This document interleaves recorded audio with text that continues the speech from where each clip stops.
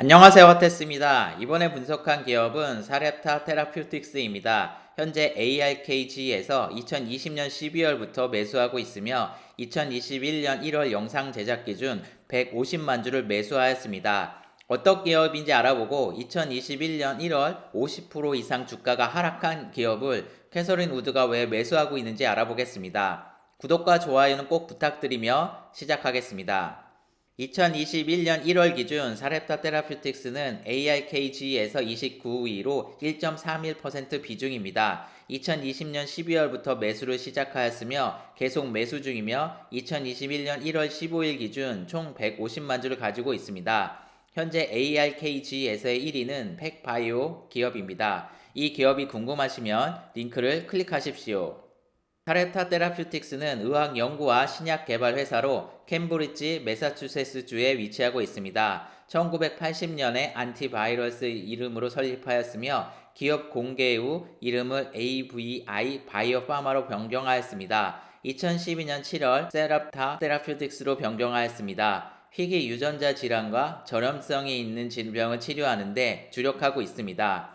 중증 급성 호흡기 증후군 사스와 웨스트나일 바이러스에 대한 치료로 2003년에 헤드라인을 장식을 했습니다. 사렙타 테라퓨틱스의 치료 목표에 대해 설명드리겠습니다. 7,000개의 희귀한 질환 중 80%는 한 개의 유전자 돌연변이라고 합니다. 그중 5%만 현재 치료 가능하다고 합니다. 4억 명 이상의 희귀질환 환자의 50%는 어린이입니다. 생후 1년 안에 35%의 영유아들이 이 질환으로 사망하며 그 이후 생존한 아이들의 30%는 5세 이하에서 사망한다고 합니다. 사렙타 테라퓨틱스에서 주 치료 대상으로 삼는 듀셴 긴 이양증 환자인 경우 매일 1명씩 사망한다고 합니다. 사렙타 테라퓨틱스가 치료하는 유전자 희귀 질환은 크게 4개입니다. 듀셴 근이 영양증, 지대 근이 영양증, 뮤토 다당질 축적증, 그리고 사르코마르투스 질환입니다. 모두 근육에 문제가 생기는 유전자 질환입니다.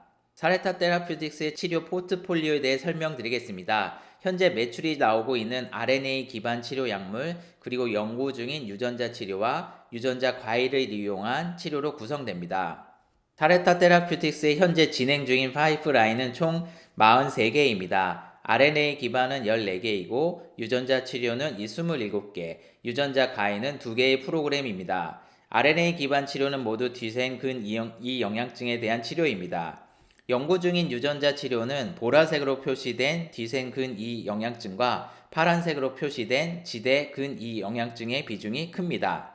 그럼 정상적인 세포의 DNA가 어떻게 단백질을 만드는지에 대해 먼저 간단히 설명드리겠습니다. DNA는 두 가닥의 염기 서열로 존재합니다. 두 가닥의 DNA가 한 가닥의 mRNA로 전사된 후에 리보솜과 만나서 단백질을 형성합니다.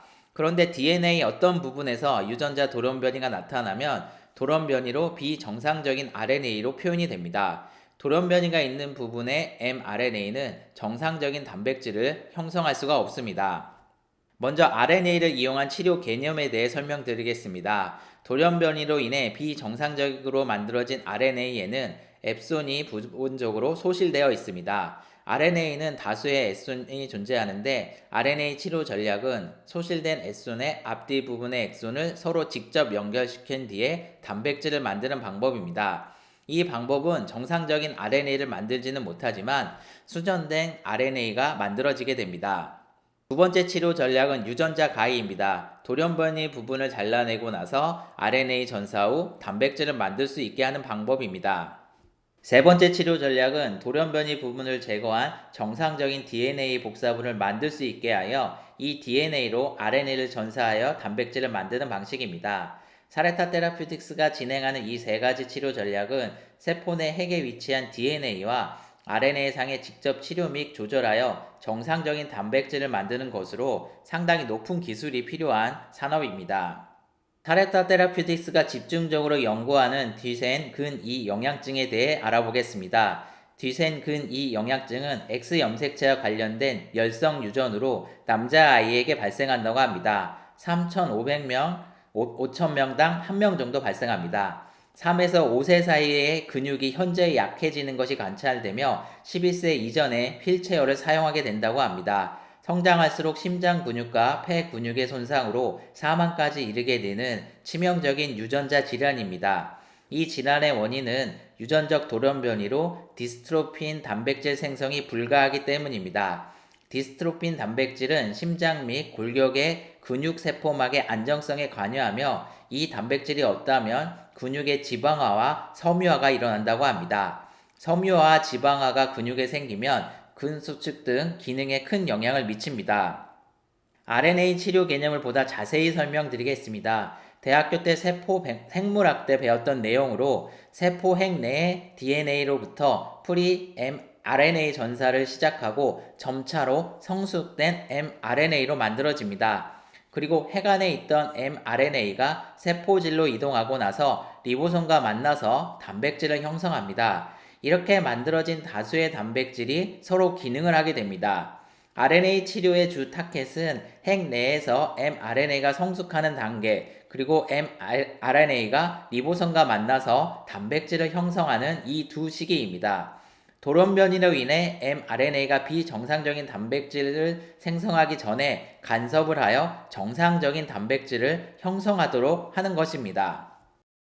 포스포로 다이아미데이트 모포리노 올리고모라는 물질을 사용하여 RNA를 치료한다고 합니다. 원리는 PMO가 결손된 엑손 부분을 스킵하여 서로 다른 엑손을 연결하여 대체 mRNA를 형성한 후 다이스트로핀 단백질을 생성합니다. 이 PMO는 효소에 의해 분해되지 않아야 하고 선택된 RNA 표적에 정확하게 부착할 수 있도록 정확성이 있어야 합니다. 가능하다면 여러 타겟 조직에서도 치료를 할 수 있도록 다양하게 설계 및 변형이 가능하고 중성의 전환을 가진 골격 구조에 만들어져야 하는 안정성도 갖출 수 있다고 합니다.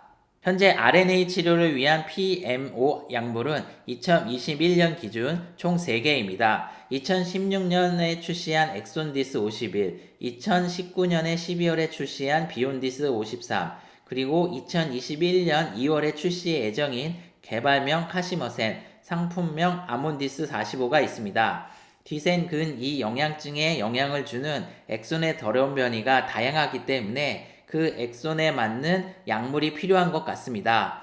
밝혀지는 엑손에 맞추어 지속적으로 약물은 개발될 것으로 예상됩니다.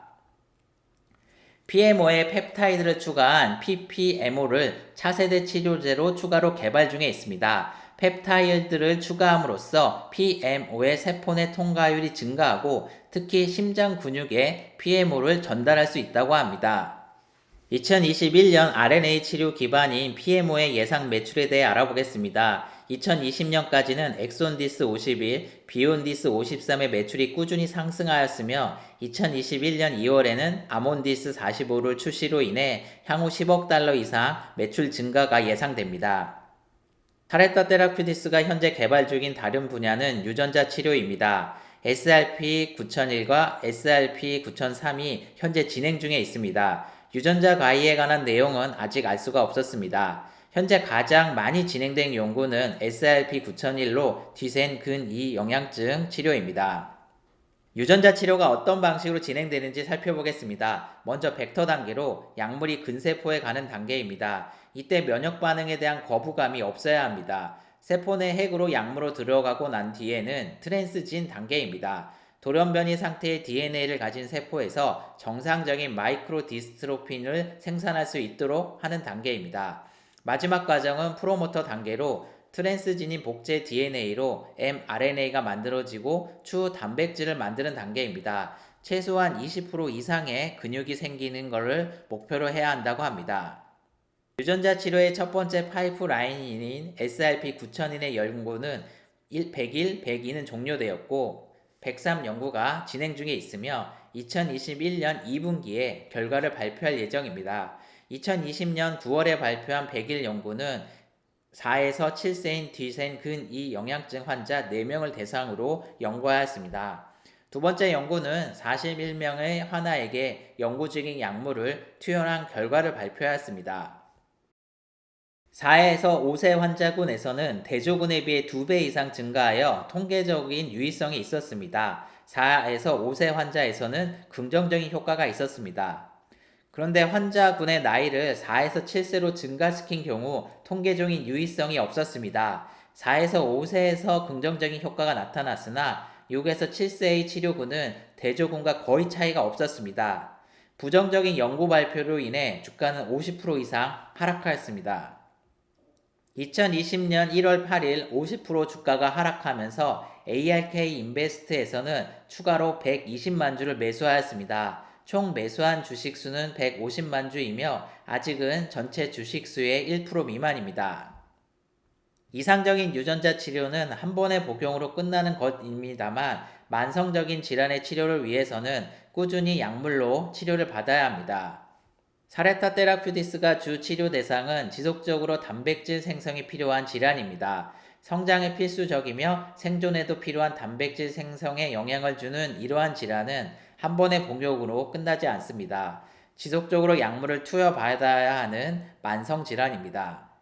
2020년 9월까지의 손익계산서를 살펴보겠습니다. RNA를 이용한 치료 약물의 매출은 조금씩 상승 중에 있습니다. 아직은 신약 개발하는 단계이므로 순이익이 적자인 상태입니다.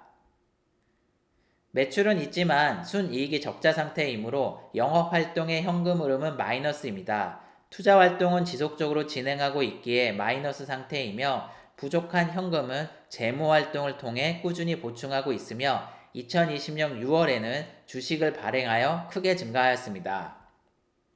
2020년 9월까지 대차 대조표입니다. 총 부채는 2020년 들어서 80% 이상 증가하였으며 자본은 유지 중에 있습니다. 영업이익은 아직은 마이너스 상태로 인해 누적 적자 상태입니다. 사레타 테라퓨티스의 2021년 예상 주가를 알아보겠습니다. 향후 매출이 20% 이상 증가할 것으로 예상되며 2021년에는 평균 150달러입니다. 2021년 예상 매출이 5억 달러가 아닌 최대 10억 달러 이상 예측한 애널리스트도 일부 있기에 최대 270달러까지 예상도 가능합니다. 위블은 최대 200달러까지 예측한 상태입니다. 13년 동안 가장 높은 수치는 5이고 낮은 경우는 1이었습니다. 현재는 4로 투자하기 안정적인 상태입니다. 순이익이 적자이지만 매출이 증가하여 현금 흐름성이 좋아지고 있기 때문에 일정 항목을 다수 받았습니다. 자사주가 크게 증가한 상태로 그 부분에서 0점을 받았습니다. 사레타 테라퓨틱스의 결론입니다. 단백질 생성에 영향을 미치는 유전자 돌연변이 치료 약물을 개발하는 기업입니다. 이 기업은 3가지 치료 포트폴리오를 가지고 있으며 RNA를 이용한 치료, 유전자 치료, 유전자 가해를 이용한 치료 전략입니다. 지금까지 주요한 매출은 RNA 치료 약물에서 나오고 있으며 2016년, 2019년에 출시하였고 2021년 2월에 새로운 약물이 출시 예정입니다. DNA 돌연변이가 나타나는 부분은 매우 다양하기 때문에 지속적인 신약이 개발되고 출시될 것입니다. RNA 기반 치료 약물에 대한 검증은 충분히 이루어진 상태입니다. 분자 생산 및 정제 분야의 선두 기업인 노바셉, DNA 분석 장치 2세대 NSG 장비 생산 기업인 서모피서 사이언티픽, 의약품 및 생물 제제, 건강 제품에 대한 전달 기술 및 개발 솔루션 회사 카탈렌트, DNA, RNA 및 단백질 합성에 관한 기업인 알데브론 등의 기업과 협력하고 있습니다. 2021년 1월 50% 주가를 하락한 원인은 실망스러운 결과를 보인 SRP 9001 연구 때문입니다. SRP 9001은 사레타 테라퓨틱스의 기대가 큰 유전자 치료에 대한 개발 프로그램입니다. 4에서 5세 환자에서는 긍정적인 연구 결과가 나왔지만 6에서 7세 환아에서는 나온 부정적인 연구로에 대한 보완 및 개선이 필요합니다. 2021년 2분기에 의해 발표될 3차 연구의 결과에 따라 향후 추가 변동성이 있을 것입니다. ARKG ETF에서 최근 한 달 사이에 집중적으로 매수한 사레타 테라퓨틱스 기업에 대해 알아보았습니다. 도움이 되셨다면 구독과 좋아요 꼭 부탁드리며 시청해 주셔서 감사합니다.